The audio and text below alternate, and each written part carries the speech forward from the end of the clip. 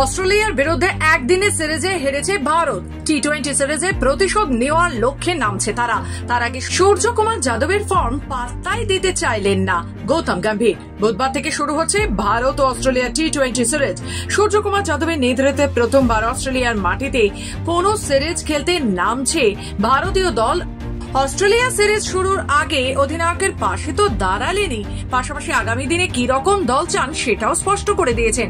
অধিনায়ক সূর্যের নেতৃত্বে এশিয়া কাপ জিতেছে ভারত, এবার অস্ট্রেলিয়া সিরিজে জেতাও তাদের লক্ষ্য। এক সাক্ষাৎকারে গম্ভীর বলেন, সত্যি বলতে সূর্যের ফর্ম নিয়ে একটুও চিন্তিত নয় সে। সাজঘরে অতি আগ্রাসী মনোভাব বজায় রাখতে প্রতিজ্ঞাবদ্ধ। সেই দর্শন মেনে চললে ব্যর্থতা আসবেই, তবু ভারত আগ্রাসী ক্রিকেট খেলবে।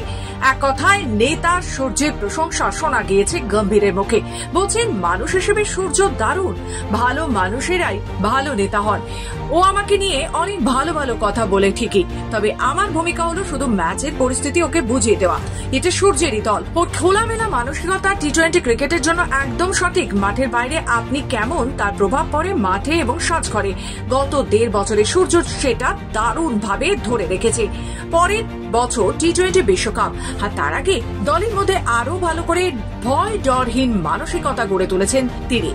এ ব্যাপারে তুলে ধরেছে এশিয়া কাপ ফাইনালের কথাও। ভারতের কোচের কথায়, সূর্যের সঙ্গে প্রথম কথায় একটা বিষয়ে রাজি হয়েছিলাম, আমরা হারতে ভয় পাবো না। সফলতম কোচ হওয়ার কোনো ইচ্ছে আমার নেই, তবে গম্ভীর চায় ভারত নির্ভীক দল হোক। ব্যুরো রিপোর্ট, খবর বাংলা।